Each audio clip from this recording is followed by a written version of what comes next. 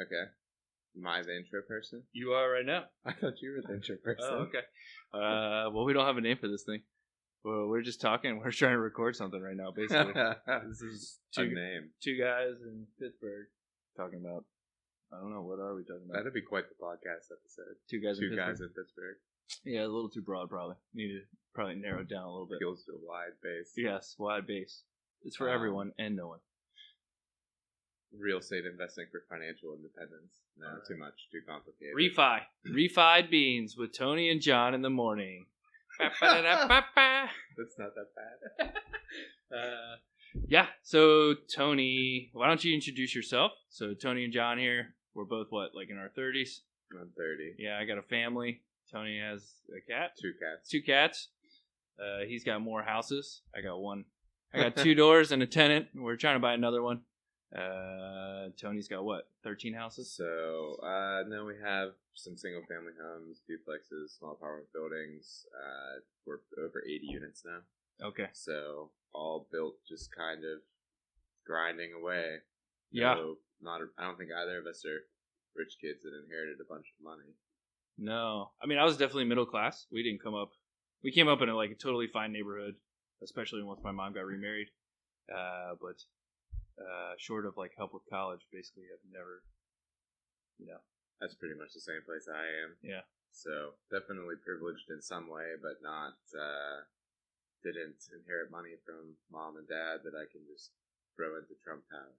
Yeah. Sorry, I should probably. Oh man, there goes half the base, yeah, dude. We're in real estate. Down. Tax evasion audience.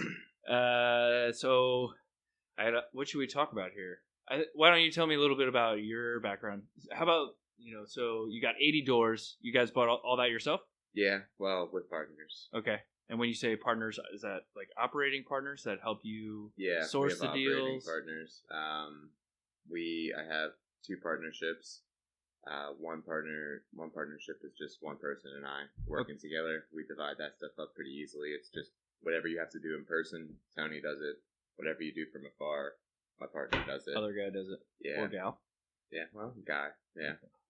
Okay. And he's in Hawaii, so that's why we divided up past that way. Makes sense. And then my other partnership, there's 3 of us. One person does kind of marketing and acquisitions. One person does operations. That's generally me. And then the other person does most of the financials. Okay. So, accounting, bookkeeping. Yeah, we'll probably have to dive into what those actually mean. Yep. We're using a lot of vocabulary right now. Okay, makes sense. And then just a little bit of, so you're in Pittsburgh. All your properties are in Pittsburgh? Yep. Okay. Everything's here. And you're born here? Born here. Born here, raised here, college here? About college north of here. North of here. Enough. Yeah. Okay. And is that why you're the operations guy? Operations meaning, hey, I have a gas leak in my house. Yeah. It's probably more just because I'm the one most tolerant to all the garbage. Okay. Literally garbage sometimes? Sometimes, yeah. Yeah. Tires. Moving trash cans. Okay. And then, so let's so you're pretty far along. Much farther than me. We basically have, my wife actually basically did a house hack in California where we used to live. I was born on the East Coast, then we moved out there out of a combination of career interest and whatever, and then we moved back when we had a daughter. We actually had a daughter. We moved across the country. We moved 3 or 4 times that year. We bought a duplex, fixed up both sides, and now we're trying to buy another one, and that's been a year. So it's been super fun treadmill. But anyway, that's basically all we've got. Before that, we did basically a house hack for her in California where a guy was a teacher. She rented the place and then re-rented it out to all her grad school roommates. So this wasn't planned? This is before we knew what the words were for all that. This is before we were into the, what is a house hack? It was just she rented some stuff. She was like, I want to live here. It's on the bike trail. She went to UC Santa Barbara. That's where Jack Johnson's from. It's a pretty awesome place. He surfs. Yeah. He makes music. Yeah. No, I guess he's in Hawaii. Is he your silent partner, Tony? Tell us the truth. He's silent for a reason, so can't say. I cannot deny. Yeah, that's how you're buying these. All those. Yeah. Okay. That's also how I started house hacking. So maybe you want to just define what house hacking is. And we can maybe talk about that a little bit. Yeah, I mean, I don't really know what the definition is other than you try and get rid of your own rent. That's basically a house hack to me. Your own rent, or just make money through something you already got to be in. So yeah. basically, just profiting from your living situation. Yeah. Yeah, or like, not like hemorrhaging cash, so to speak. Kind of like Uber for houses.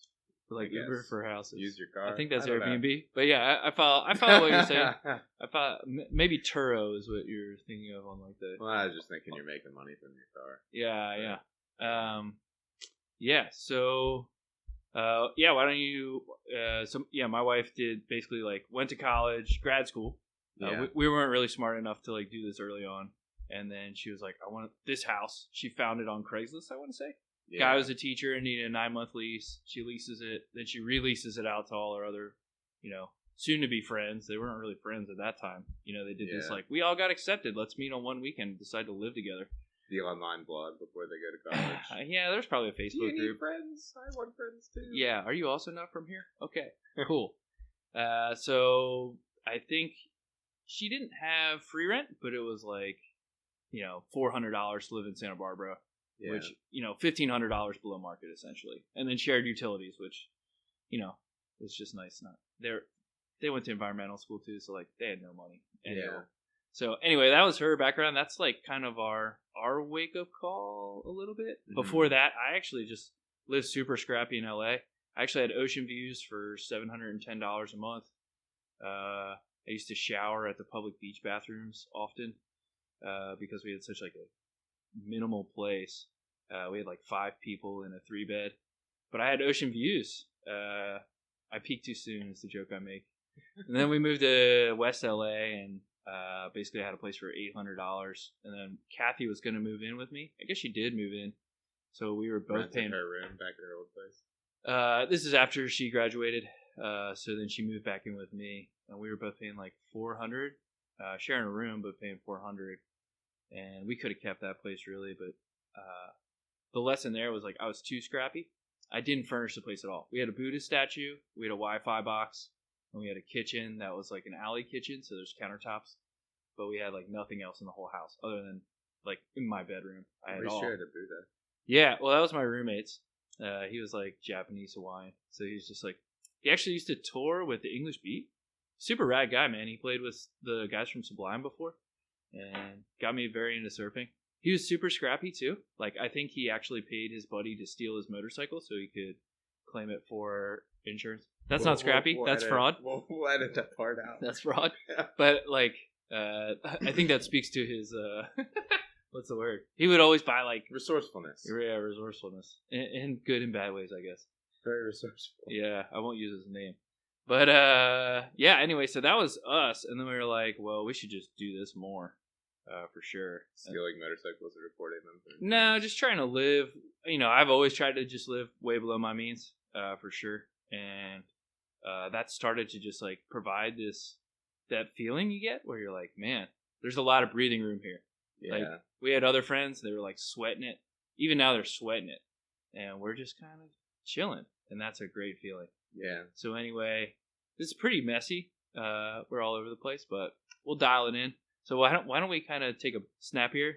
There you go. And then let's cut over to you. All right. And then let's just see where you're at with your house hacking situation. Yeah, kind of. Yeah. So right. 80 units now, two different partnerships. We're pausing for an advertiser that we do not have yet. Yeah, we're sponsored right now by AM/PM Coffee or whoever that is. Gecko Coffee.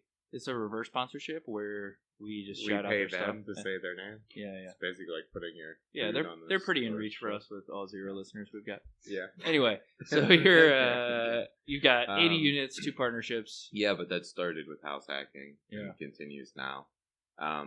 Basically, the reason we got started is I wouldn't say entirely intentional. My wife and I have been living together for a while, and then I kind of got this idea just out of not liking working for a boss. Yeah. I'm a very bad employee.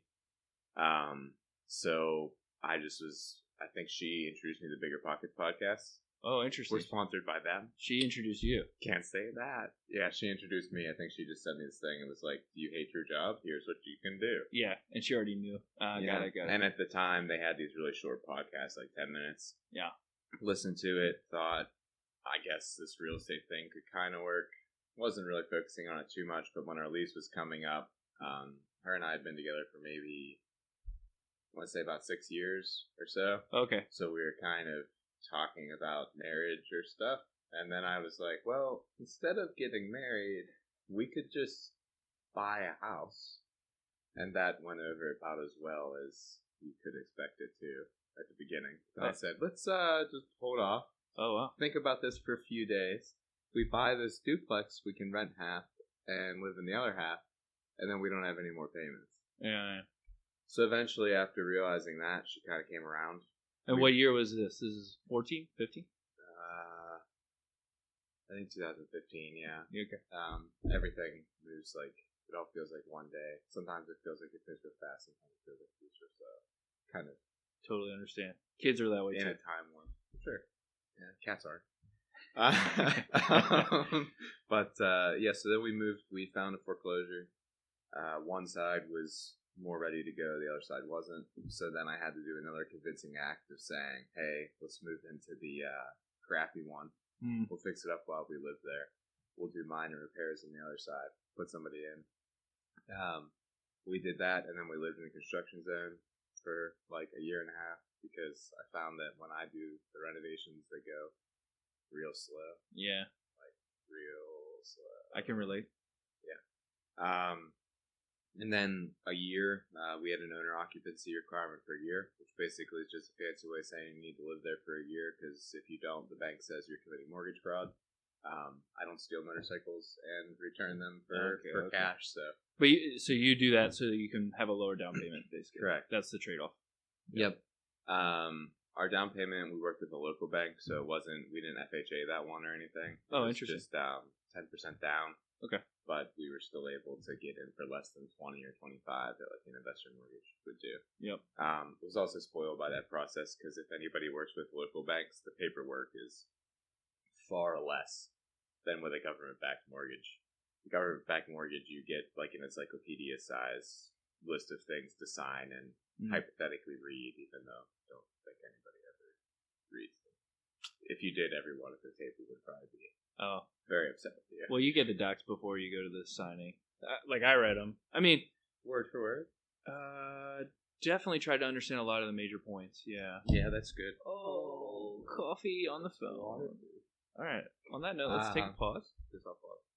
Okay, we're live again. But yeah. So after that coffee break, sponsored by GetGo. Yeah. GetGo Coffee. Season your table with GetGo Coffee. All right. But yeah, so we fixed it up while we lived there. A year went by, and then the conversation came up again. It was like, we could get married now, or we could just do this again.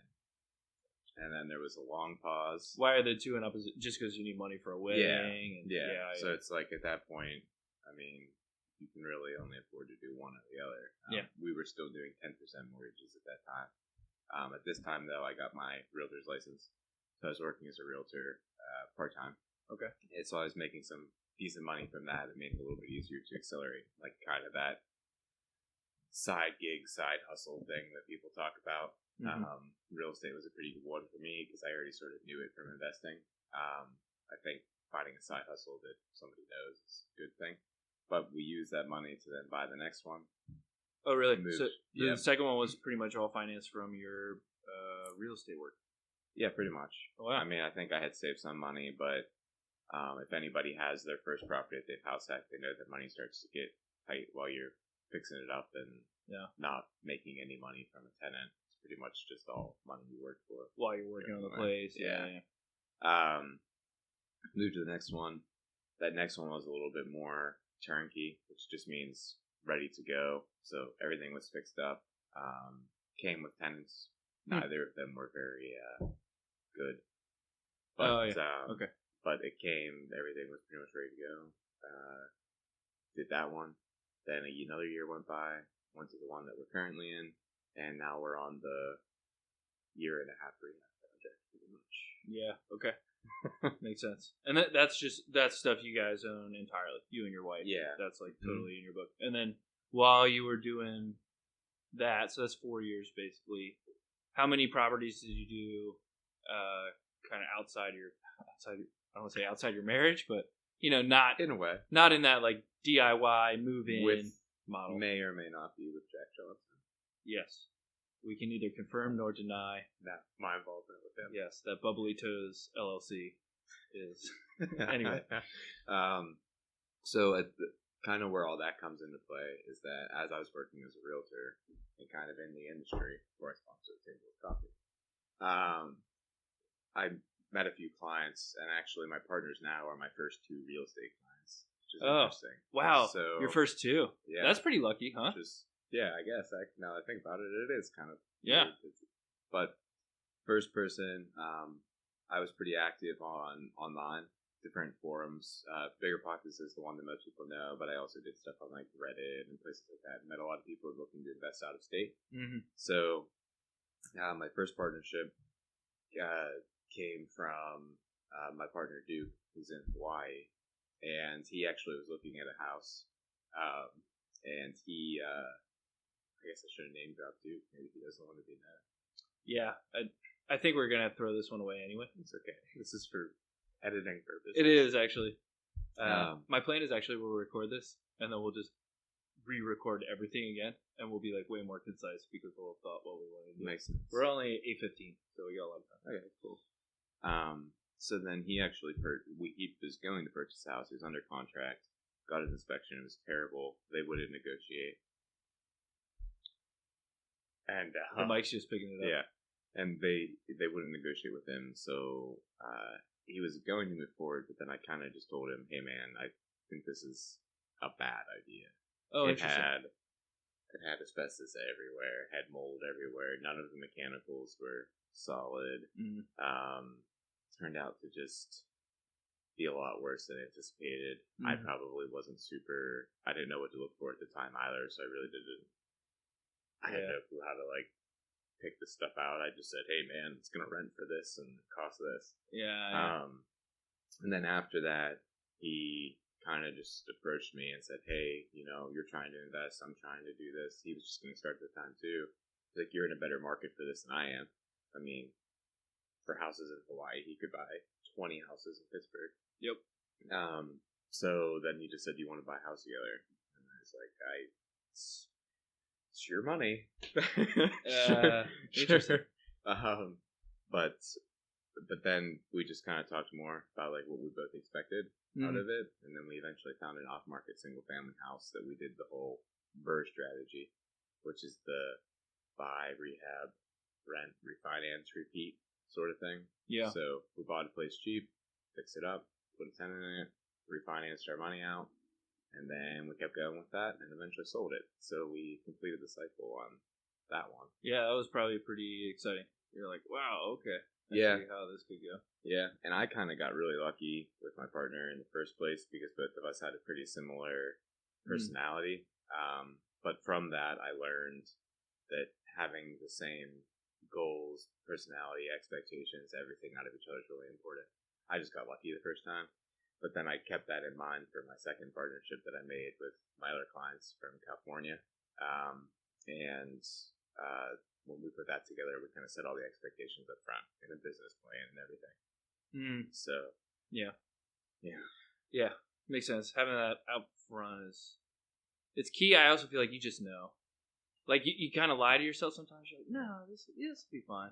And that's when you're really in trouble. I think if you're going to Facebook and asking if there's somebody that will partner with you for your deal, that's probably not going to work out. Yeah. Should just be somebody that kind of organically comes from some activity that you do. Yeah, the analogy I like on this is people are like, oh, it's like getting married in Vegas. You know what I mean? It's like, is that really? Except it's a lot harder to get out of.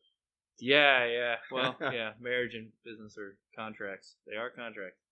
Okay, well, I think we're about at 20 minutes. So Okay. I would say, let's stop it here, and let's just regroup and see where we want to go from here, basically. Cool, man. Good first one.